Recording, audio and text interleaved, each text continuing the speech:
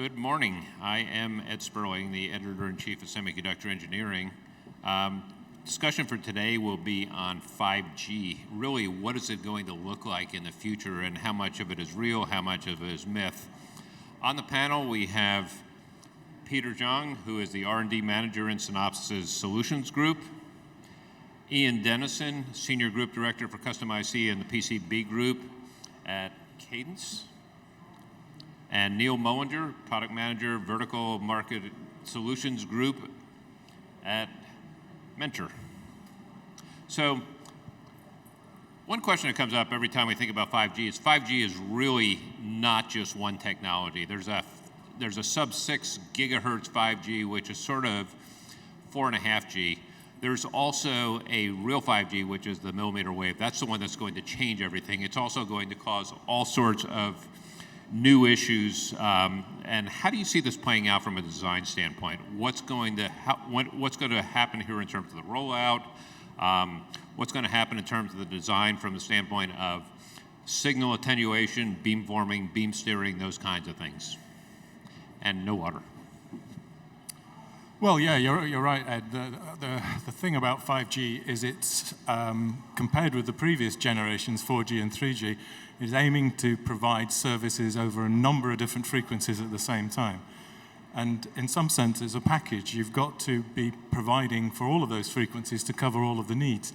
And if you end up focusing on the headline frequencies, the millimeter wave, and just provide that service alone, you're in trouble because you need those lower frequencies to provide the kind of coverage that people expect outside of very dense urban areas. And so I think there's a mismatch in expectation, and the end customer is being told that they'll get that millimeter wave service, but most providers will roll out in the sub-6 gigahertz first, and that millimeter wave will take quite some time to get here. So we've got a kind of expectation management problem going on. One of the key things that we wanted to explore higher frequency band, go to 6G or 24G. One of the reasons is that the frequency band that we're using today are really, really crowded. We're already crowding them with all the 4G LTE and all the other applications running on them. In order to support all those promised applications, high throughput, low latencies, all the responses, we need to look for a spectrum that is a little bit of a more blue sky for us. And that creates the opportunity for us to look for technologies in 6G and 24G. Those areas are relatively less utilized for commercial utilization, and that they are open. But to go into those places are not free. They are free sky, they are blue skies. In order to fly things there, we have to design things a lot more complex, a lot more difficult, in order to accomplish what we wanted to promise to people.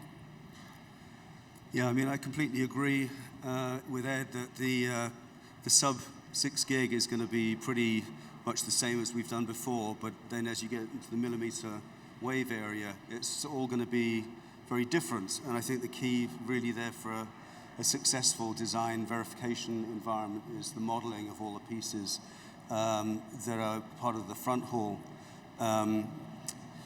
It used to be with 3G and 4G that you could throw a phone into a dump trucks and drive them around a field, and that would allow you to do beamforming and test that, test what the responses are.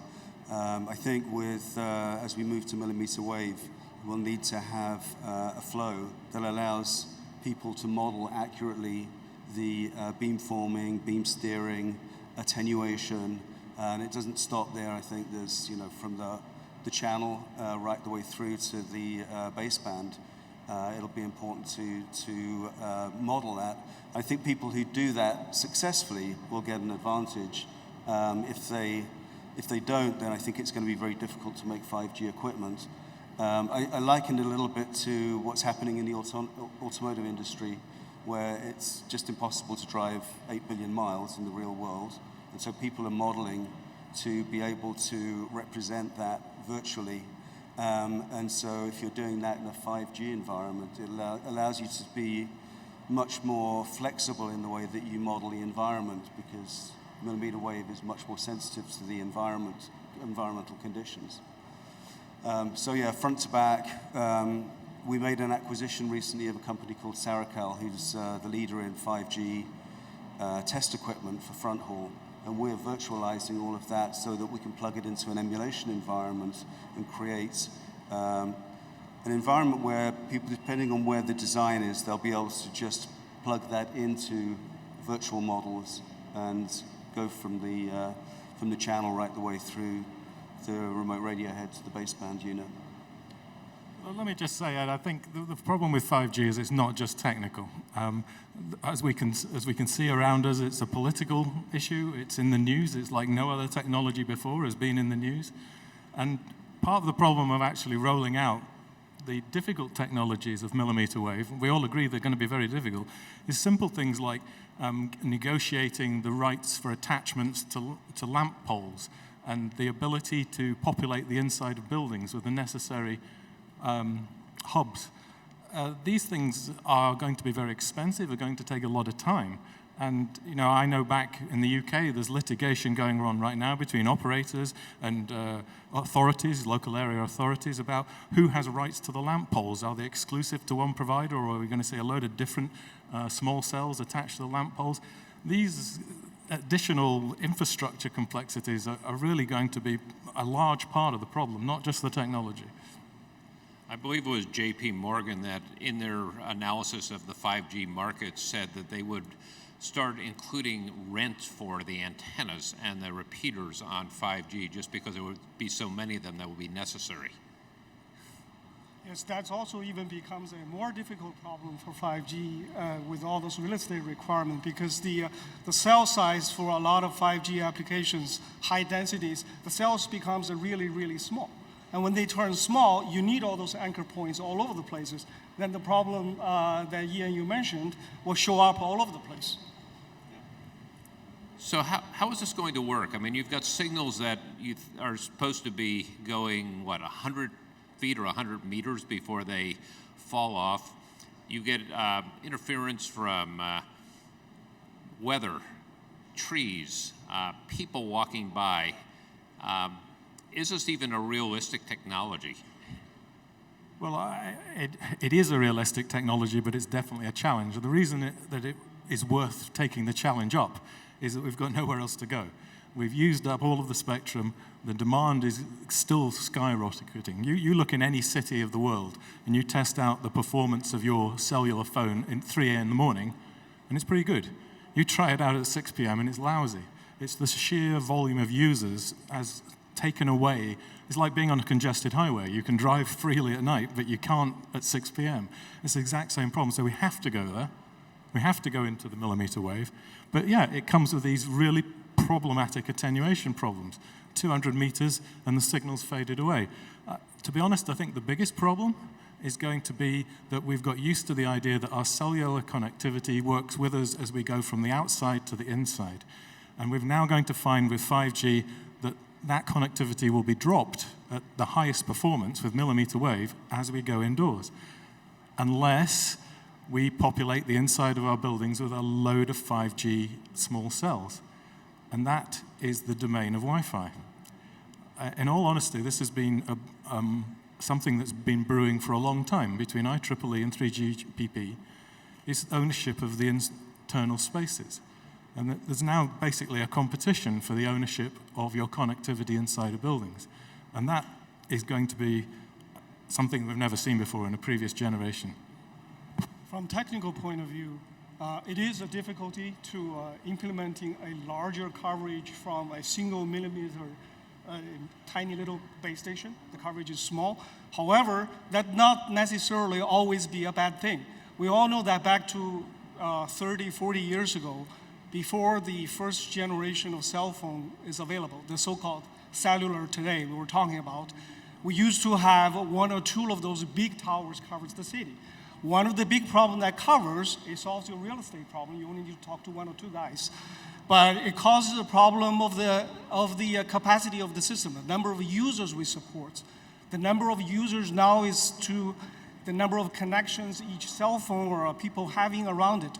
Now, when you have the cell size shrink, one advantage come with that is that once you have all those installed, you can have more users in per unit square kilometers. You can have more users. You are having more of those mini cells. We're taking advantage of a cellular concept, and in that event for the capacity. Yeah, and I think as it'll evolve slowly, as Ian was suggesting, it's going to take time, and we'll always have the 3G, 4G option for certain places where it's really difficult for 5G and millimeter wave to penetrate people, trees, buildings, or whatever.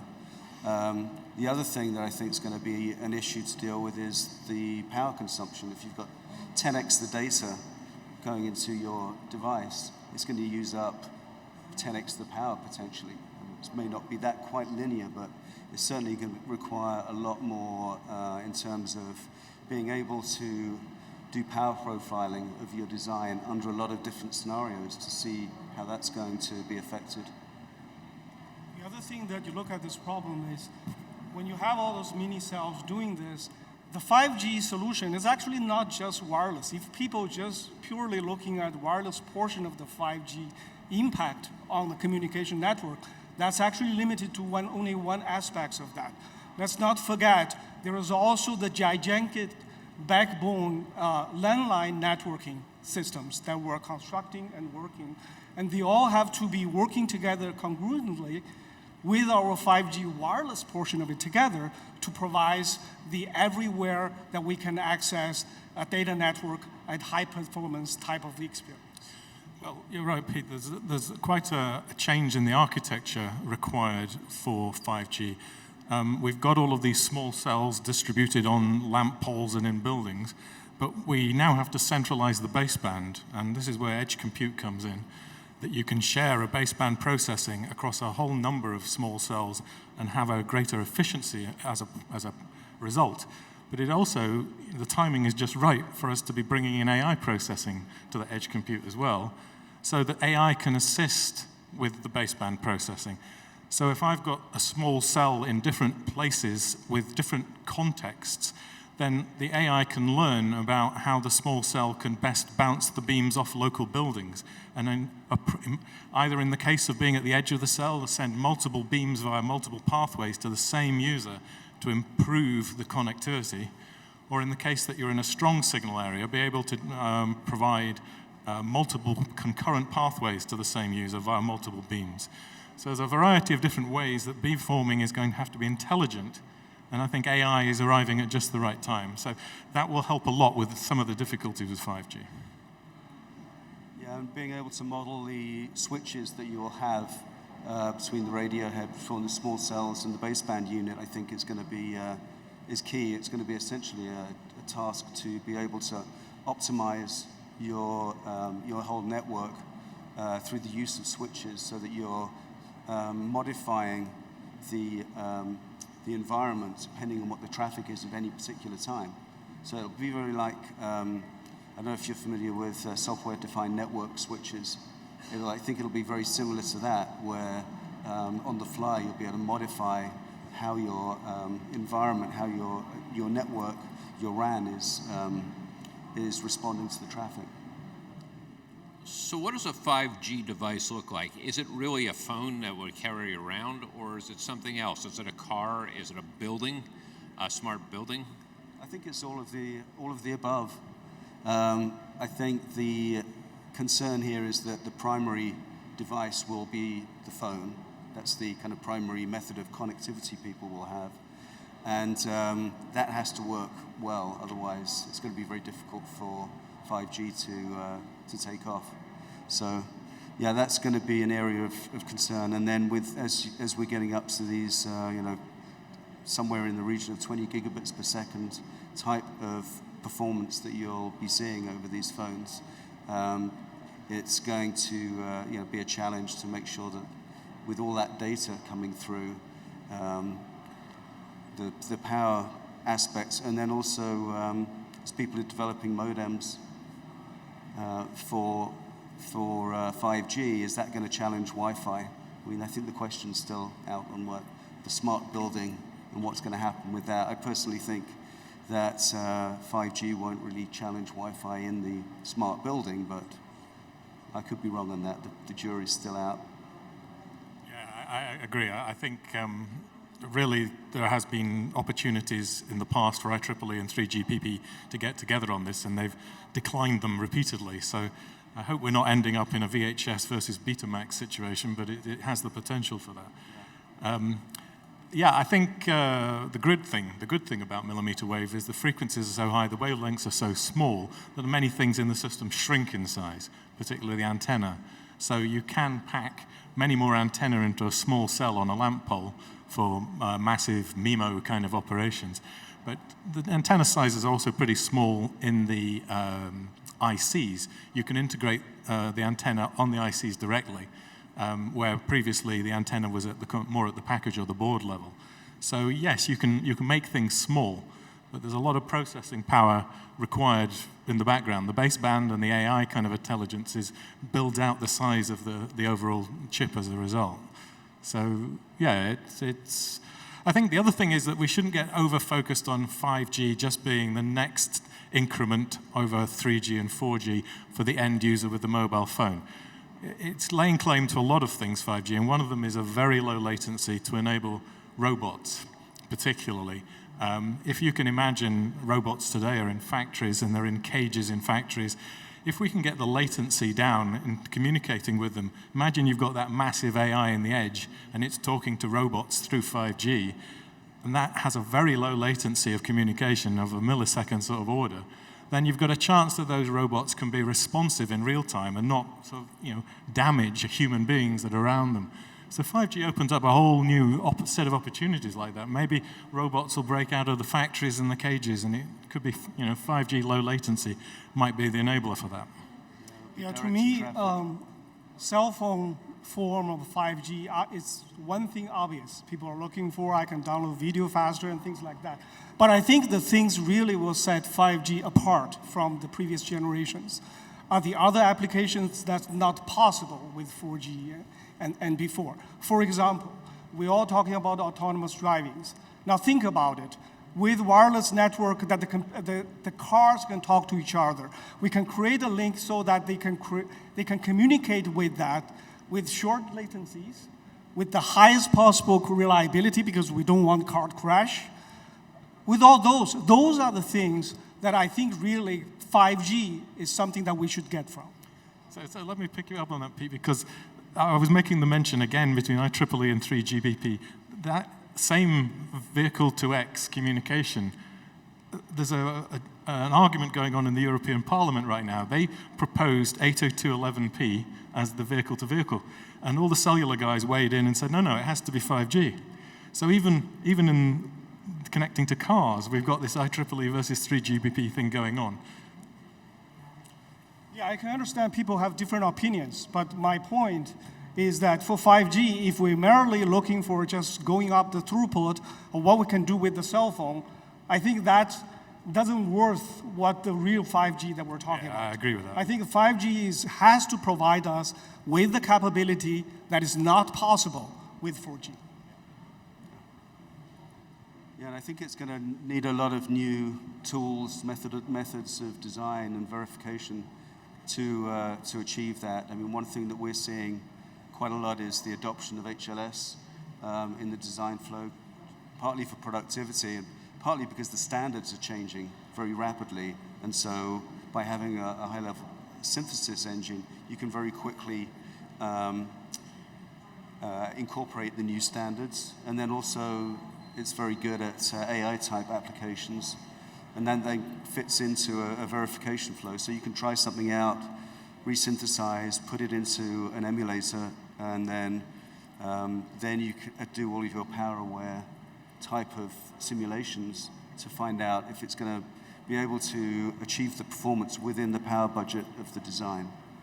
Yeah, I agree with you, Neil, because the 5G is challenging the EDA providers.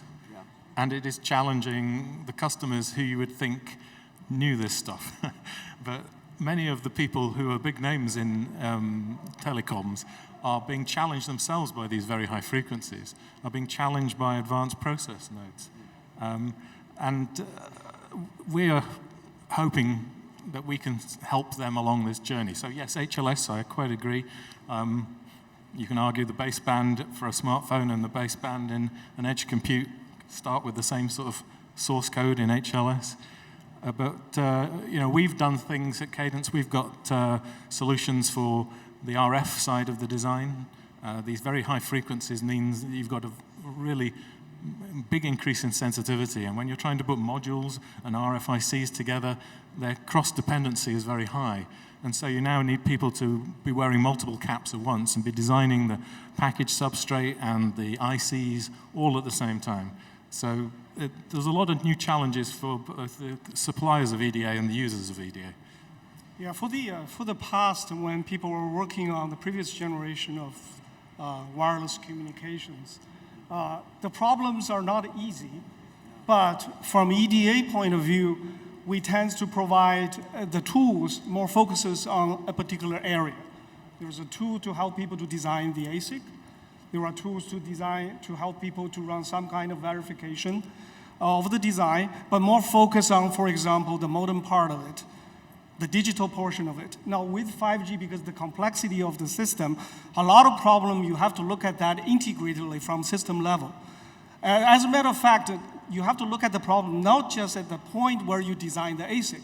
You actually have to look at the problem when you start to architect your solution. Yeah. And that really means when we from EDA companies providing the solutions, we have to provide a solution that covers people to do the work, starts from the day one when people are concepting something on the napkin, starts to go home and putting on the computer. Now say, how we can bring them earlier for some of the issues. Typically they will see it a couple of months or half years later and much earlier in the flow. The tool has to be there to help them to do this because half of a year is a lot of time for us when we develop new technologies like 5G. Yeah, I was just going to say, I think this is part of the reason why Mentor acquired Sarakel. They're the leader in 5G front haul test equipment. And by having that technology, the hardware, software in-house, because they do testers for the field and in the lab, we can now bring that forward and virtualize what they have so it can be used pre-silicon so that as you're respinning things, you're able to do a lot of the analysis that you would do in the lab much sooner in the process and try out all different kinds of scenarios. For example, one of the things that we do at Synopsys, we have a virtual prototyping type of solution in conjunction with simulation solution. So what this allows is somebody doing the architecture design of the system, the SoC he's going to put.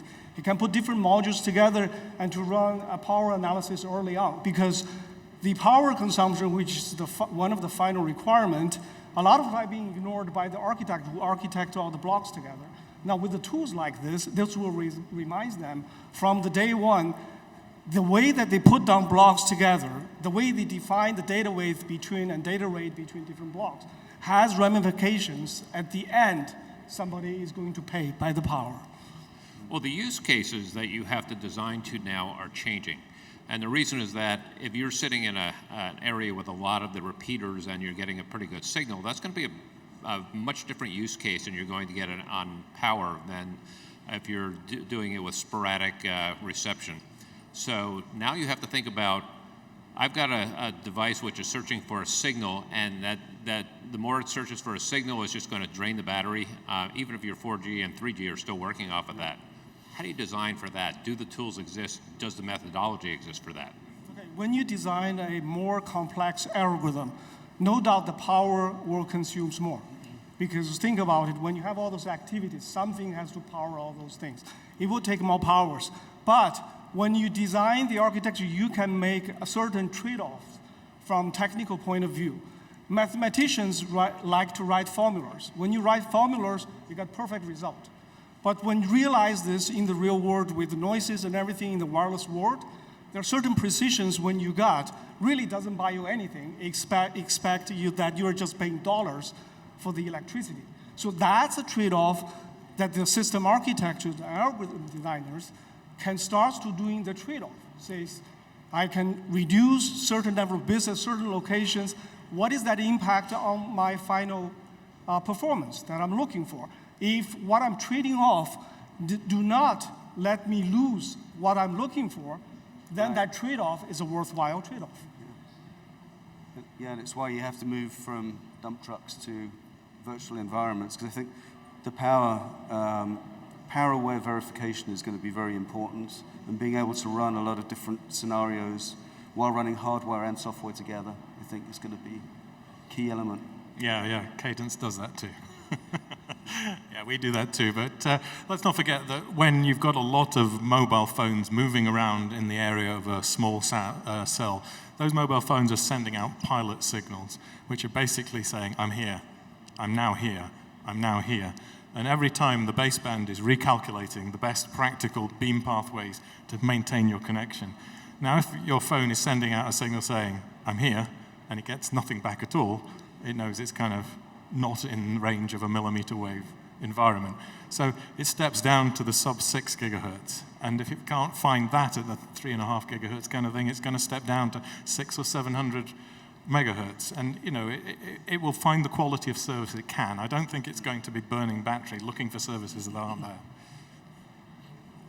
Well, from a test standpoint, not all the pieces are there because nobody has any idea how to test the arrays of antennas at this point. Some of which run around the package, some of which are have no exposed leads. So this is not a simple swap over from 4G to 5G. There are a lot of missing pieces on the other side. Yes. People have to design them. Of course, starts from mathematical, from the tools that doing the antenna design. But people do have to prototype and do have to figure out a way to be able to test that in more realistic environment, so that they can see the calculated gain that they are accomplished with the antenna are really realized in the real field. This is actually same thing applied to the digital design part of the ASIC, because we can all have very nice simulated results with the formulas. We can all have a very nice model describing what is the radio environment around us, and there are so many models available. But when you go to 5G, when you run data in the millimeter wave, when the place where you run that becomes a lot more complex than we have before. Do the model really represents what we're going to deal with when our system is outside? So I would say another problem with 5G is it's a complicated system of systems. It involves a lot of new moving parts. We've got the optical front haul to the small radio heads, which are many, many of them. We've got this concentrated radio access network, baseband, edge compute going on. And this whole system of systems needs testing. And as you say, Ed, it's going to need sort of over-the-air test. We can do all the emulation and FPGA prototyping and simulation, of course. But in addition, there's going to be a lot of real-world testing. And I think part of this expectation management problem is that we should expect that our 5G systems start to improve over time as the AI systems start to kick in, start to develop better quality of service. But straight out the box, it may not be perfect. So testing, as it were, is going to be a continuous thing and something that the network operators are going to be relying on to improve the quality of their service. So it's yet another sort of difficulty which is new to us as we move from 4G to 5G. Yeah, I think the current frequencies clearly aren't going away, so we have to continue to test those in this way that we have done in the past, but then you augment that with new solutions to deal with the expanded frequencies of 5G. And that's it's an area where, again, the XSTEP family of testers allows you to do a lot of that, and bringing it virtual means that we can set up a test environment for the lab or the field and then run that exact same environment. So I think that's an area, but yeah, it's going to evolve over time, definitely. It does create a lot of opportunities for the EDA companies, and especially when we look beyond what we do today. I feel like we've just scratched the surface on this, but our time is up. Yeah. So thank you all. Thank you. Well, thank you.